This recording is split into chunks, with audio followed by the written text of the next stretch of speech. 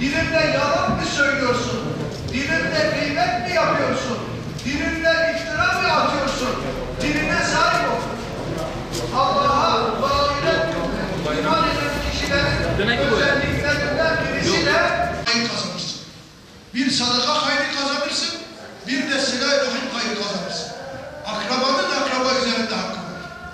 İşte muhterem Müslümanlar, bugün bizim büyüklere, o gelecek kuran nesle örnek olmanın yolu buralardan geçiyor. Bu büyüklüğünün güzelliğini evde çocuklara yaşatacak. Sahabe-i kiramın hayatını çocuklara anlatacak. Asr-ı saadette, o saadet asrında Hazreti Ömer'i, Hazreti Ebubekir'i, Hazreti Ali'yi, onların o güzel yaşantılarını gelen nesle anlatmak bizim boynumuzun borcudur. Eğer biz bu güzellikleri söylemesek, bu güzellikleri anlatmasak, Allah muhafaza etsin, bugünkü işte gelişen teknoloji, internet, bilgisayar, ondan sonra WhatsApp, Facebook, bunlar her birisi almış başını yürümüş gidiyor.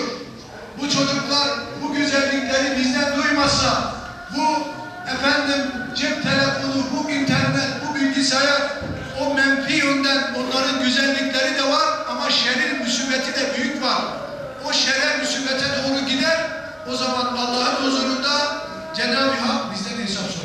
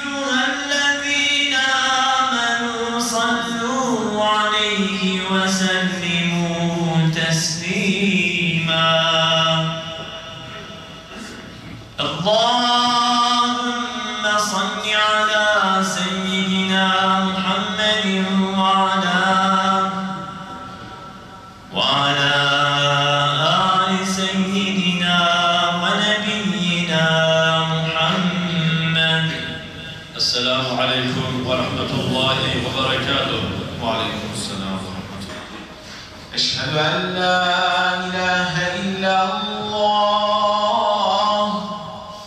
أشهد أن لا إله إلا الله أشهد أن محمدا رسول الله أشهد أن محمدا رسول الله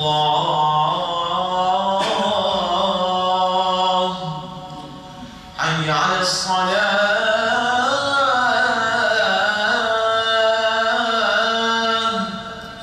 حي على الصلاة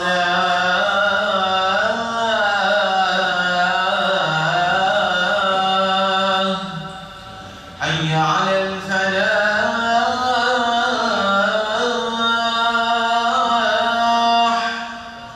حي على الفلاح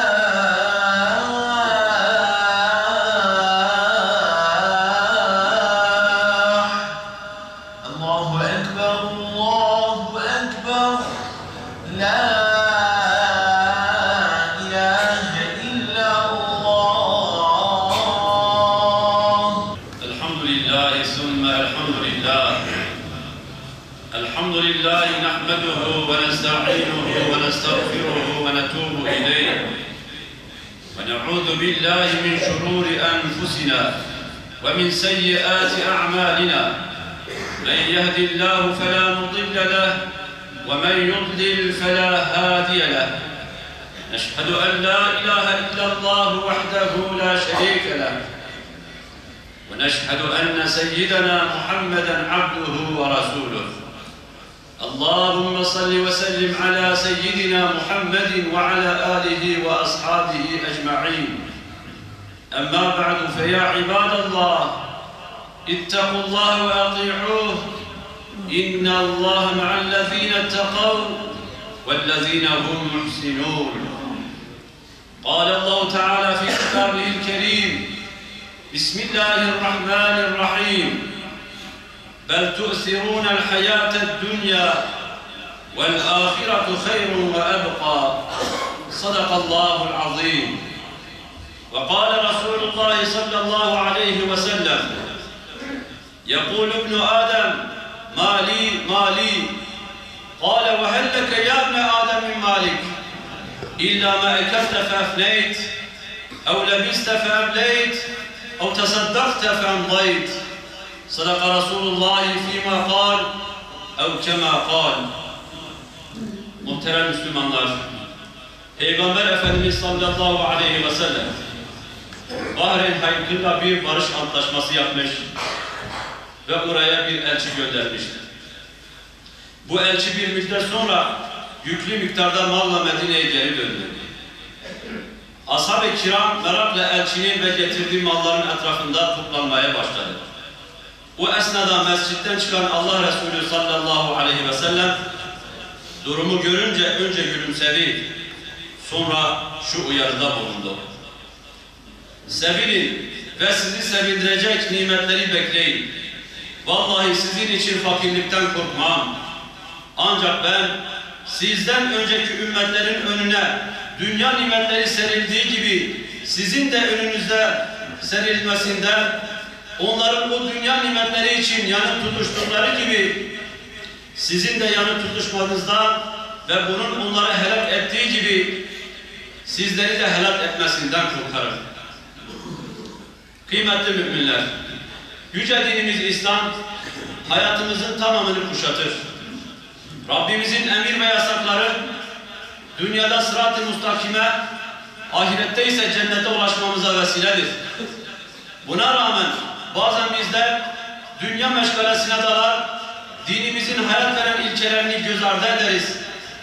Peygamberimizin rehberliğinden ve örnekliğinden uzaklaşır, İslam'ın hayatımıza anlam katan etkisini yavaş yavaş kaybederiz. Geçici olana meyleder, dünya ahiret dengesini kaybeder, dünyevileşiriz. Değerli Müslümanlar, dünyevileşmek, kişinin Allah'ı ve ahireti unutarak büyük bir hırsla dünyaya sarılmasıdır. Rabbine karşı sorumluluklarını ihmal etmesi, tamamıyla dünyaya yönelmesidir. Dini inanç, değer ve davranışları hayatından uzaklaştırmasıdır.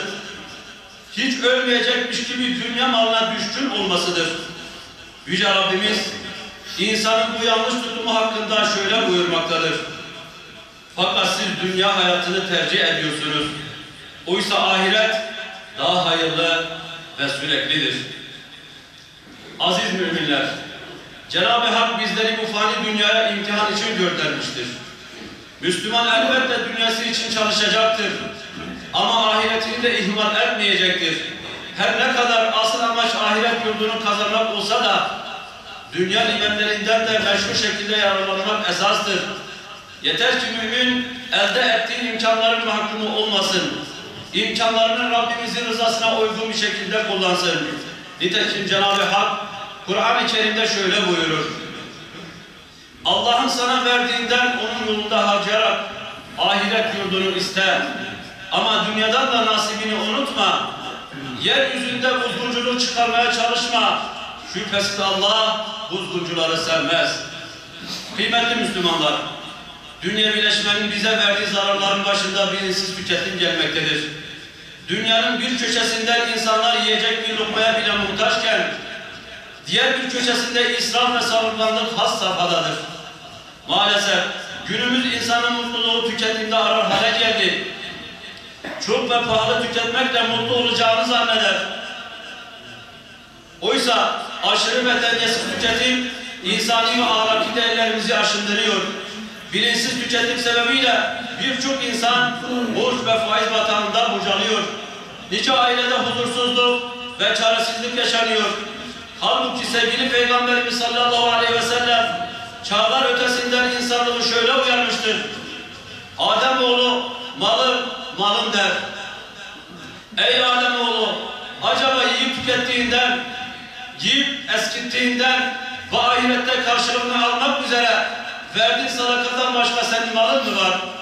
Muhterem müminler, israfı iktisada, hırsı kanaate, endişeyi tevekküle, bolluğu berekete dönüştürmenin yolu dünya ve ahiret arasında denge kurmaktır. Her iki hayatımıza da hak ettikleri oranda yatırım yapmaktır. O halde dünya hayatının göz açıp kapayana kadar geçtiğini aklımızdan çıkarmayalım. Sonsuz olan ahiret hayatımız için hazırlık yapalım. Her işimizde ve davranışımızda gösterişten uzak, sade ve mütevazı olalım. Hutbemi Yüce Rabbimizin şu ayetiyle bitiriyorum. Ey insanlar! Allah'ın verdiği söz haktır. Sakın dünya hayatı sizi aldatmasın. O aldatıcı şeytan da Allah hakkında sizi kandırmasın. Ela inne ahsenel kelam ve eblegan nizam kelamullahil melikil azizil allam kema kâle Allahu tebâreke ve teâlâ fil kelam ve izâ kuri'el Kur'ânu festemi'û leh ve ansitû leallekum turhamûn. Bismillahirrahmanirrahim. İnned-dîne indellâhil İslam. Sadakallâhu'l azîm.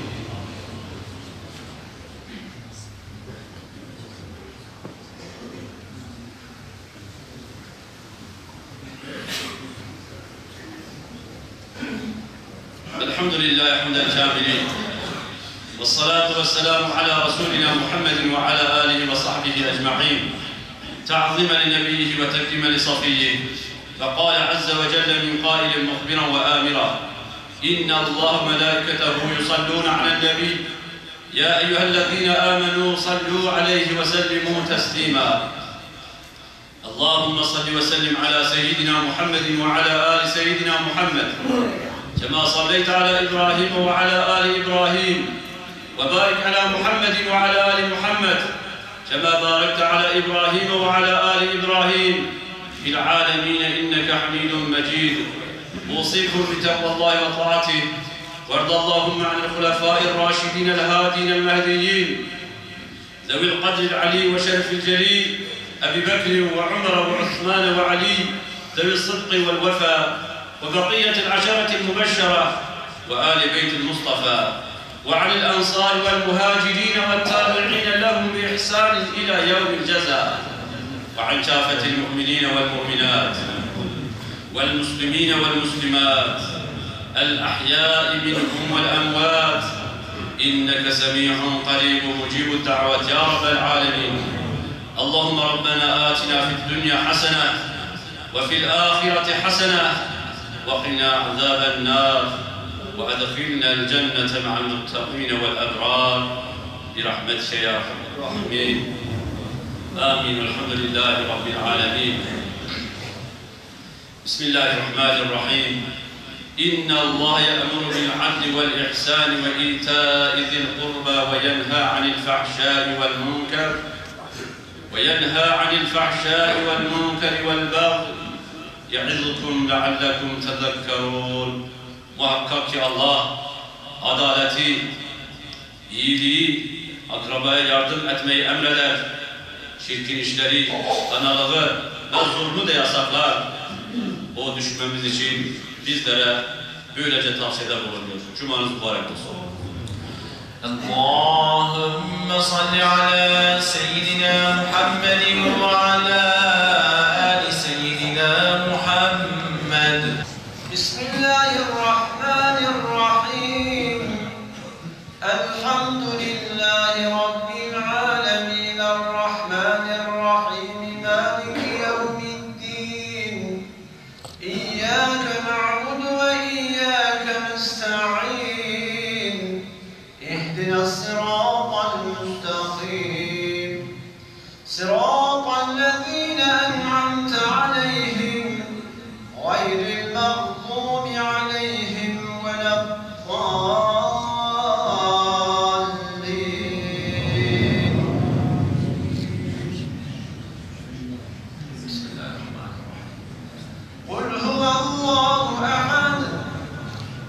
الله الصمد لم يلد ولم يولد ولم يكن له كفوا أحد.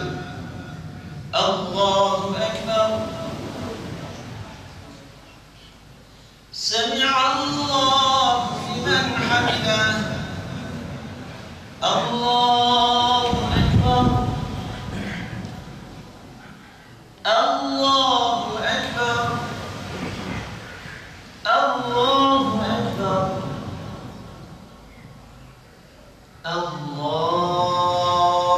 أكبر.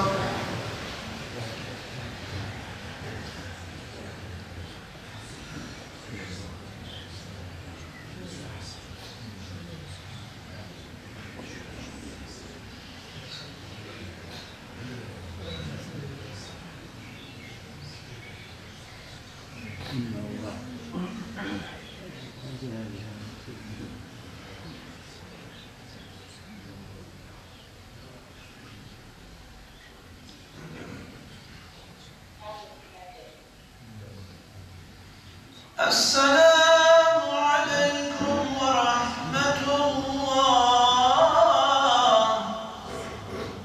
السلام